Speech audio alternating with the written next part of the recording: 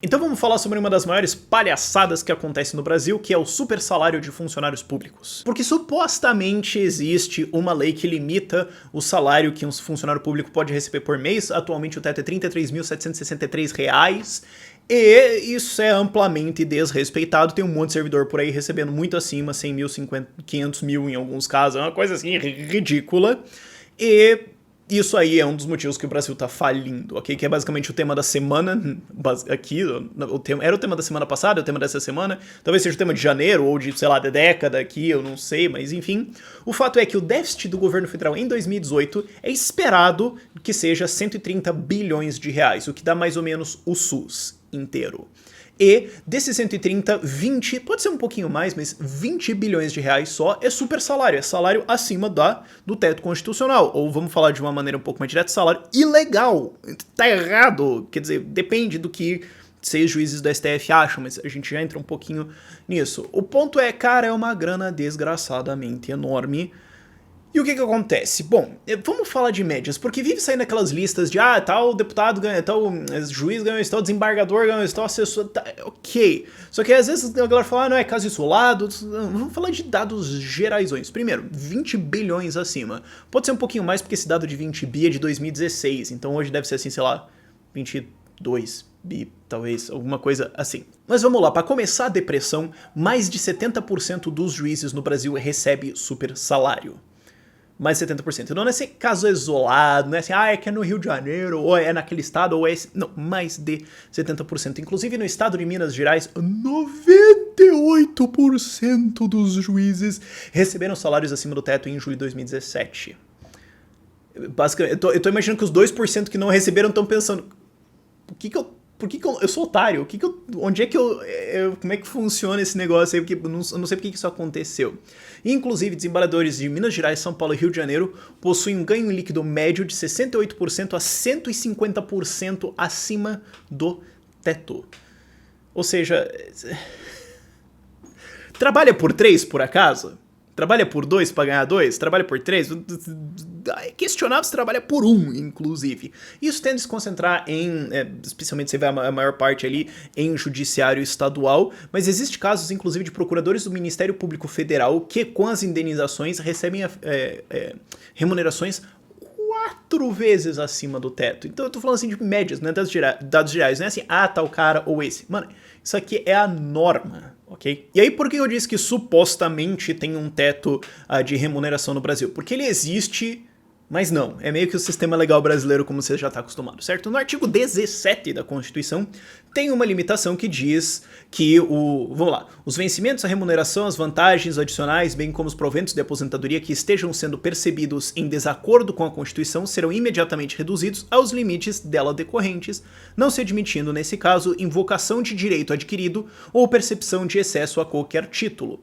O que isso significa traduzindo assim para português? Bom, significa que, se você receber um super salário, você vai receber uma coisa acima, tem que baixar para o teto, que atualmente é R$ 33.763. Isso significa que, digamos que você ganha 20 mil reais de salário, esse é um funcionário público ganha 20 mil reais de salário, e vai receber um 13º. Bom, então o que acontece? Você receberia tecnicamente 40 mil no mês, mas o teto de remuneração no mês é 33.763. Então você deveria receber 33.763. Não 40 mil. E o resto? Perdeu. Ponto. Acabou. Não tem. Acabou. Fechou. Isso que era colocado na Constituição de 1988. Em 1989, um ano depois, pra você ver as prioridades dos caras, você vê o que é importante de verdade se resolver. Em 1989, o STF decidiu que veja bem, que penduricalhos, né? Auxílio isso, extra daquilo não conta. Então, se de repente é 6 salários e extras, aí o extra não conta, entendeu? Aí você tem um extra ali de R$1 milhão e acabou. Não que exista um extra de R$1 milhão, mas não é nada ilegal nisso. Aí você pensa, mas ficou por isso? Não, o Congresso reagiu, né? Porque é uma democracia, distribuição de poderes, vai vendo, né? Funciona que é uma... Nossa, top. Mas o que aconteceu? Foi passado em 1998 uma PEC da reforma administrativa para falar o seguinte, tem um teto mesmo, é uma PEC, assim, uma proposta de emenda à Constituição para dizer assim, a Constituição é isso aí mesmo, tá? Ok? Não é outra coisa. É a clássica PEC pra dizer que continua o que tá escrito. É bizarro que isso tem que acontecer, mas enfim, bem-vindo ao Brasil. Não sei se você já sabia que esse tipo de coisa acontece. E foi passado, E aí o STF foi lá e falou, não, beleza, mas penduricalho ainda conta. Então assim, ó, tinha Constituição, a gente decidiu que não vale, aí o Congresso decidiu que vale sim, a gente falou que não. Então toca.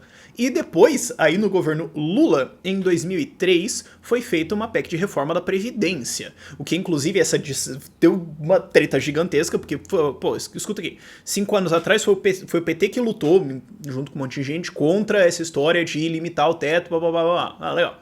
Aí depois foi lá o Lula e passa o troço. É o que aconteceu. Bom, se limitou. Foi feita uma reforma da Previdência, tá segurando os salários e aposentadorias de funcionários públicos e tudo mais, tentando de novo colocar um teto, foi o que o Fernando Henrique Cardoso fez lá atrás. E isso criou um racha dentro do PT. E, na verdade, essa é a origem do PSOL. O PSOL saiu do PT como de raiva porque tentaram limitar os super salários e aposentadorias de funcionário público. Então, só pra você entender, essa é a origem do PSOL, tá? Não é assim proteger os negros ou os homossexuais ou... Não, o racha foi super salário, foi penduricário de aposentadoria, foi dinheiro para servidor público. Esse foi o motivo que causou a separação. E depois eles foram se justificando e tudo mais. Mas isso aqui é a origem da coisa. Só um fato histórico importante para você saber. Mas o fato é também isso foi flexibilizado depois e não limitou salário porcaria nenhuma. E lá na descrição também vai ter um paper muito bom para você ler que analisa toda essa mutação, toda essa evolução, toda essa bizarrice que aconteceu de lei indo de um lado pro outro, falando tem teto? Não tem, mas veja bem, tem, mas teto tem, mas se você for alto aí pode. Enfim, toda essa bizarrice. Mas indo pro canto do libertarianismo agora, é mais ou menos isso que você deveria esperar, certo? Porque isso é uma coisa que eu falava, especialmente quando teve lá toda a palhaçada do rito do impeachment, e mas não é, e enfim, o Barroso lendo parte da Constituição e não lendo outra parte, e decidindo um negócio que não vale, e depois os caras protegendo os direitos políticos da Dilma porque inventaram uma vírgula que não existe no texto. E, enfim, isso é pra você entender que, assim, a rigor, a Constituição existe. Na prática, a Constituição não existe. Ela é irrelevante. O que existe, na prática, é o entendimento de 6 dos 11 ministros do STF. Porque se 6 ministros decidiram uma coisa, por mais que os outros 5 discordem, não adianta. O que importa é o que 6 decidiram. Se eles acham que é isso, então mas tá errado. Não, não tá, porque eles decidiram que não tá. Mas tá errado no texto, tá bom. Entra com pedido de impeachment desses ministros do STF.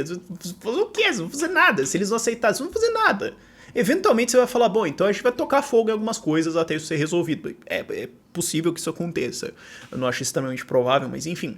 O fato é que eles decidem o que eles quiserem e, obviamente, se você prestou atenção no vídeo, o que acontece? A maior parte dos super salários está concentrado no judiciário. Então, o judiciário decidiu que eles podem receber dinheiro pra caramba. Puta que surpresa, né? Porque o que acontece? O que você tem aqui? Você tem um monopólio de produção de leis. É isso que existe no Brasil, né? Quer dizer, não é só no Brasil, em qualquer estado, basicamente. E qualquer economista entende que o monopólio é ruim. Qualquer pessoa entende que o monopólio é ruim. E a maior parte das pessoas acha que isso existe no livre mercado, embora não exista um exemplo de monopólio em livre mercado. Todos eles são com uma ajuda estatal, mas enfim. O fato é que você tem um monopólio de produção de lei. E o que acontece? Bom, essa lei é de baixa qualidade, ela é extremamente cara e ela prejudica as pessoas que estão sujeitas a esse serviço, que é o serviço de produção de lei. Na verdade, deveria ser descoberta, mas é uma discussão mais longa. Mas isso prejudica as pessoas que estão sujeitas a esse serviço de produção de lei e de enforcement, de fazer valer essa lei. Claro, é isso que acontece em qualquer monopólio. Então, assim, não tem motivo para você realmente esperar outra coisa aqui. O que pode acontecer eventualmente o Brasil falir. Eu acho que talvez vão conversar nessa história aqui.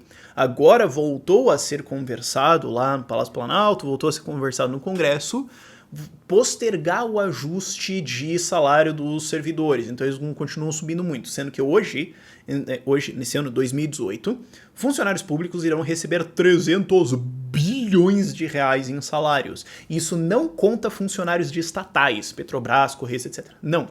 É só de funcionários do governo federal. Não conta nem estaduais e municipais. 300 bilhões de reais. Vocês estão querendo segurar o reajuste nisso, porque se segurar um reajuste nisso pode significar um gasto aí de 15 ou 30 bilhões de reais. Então é relevante.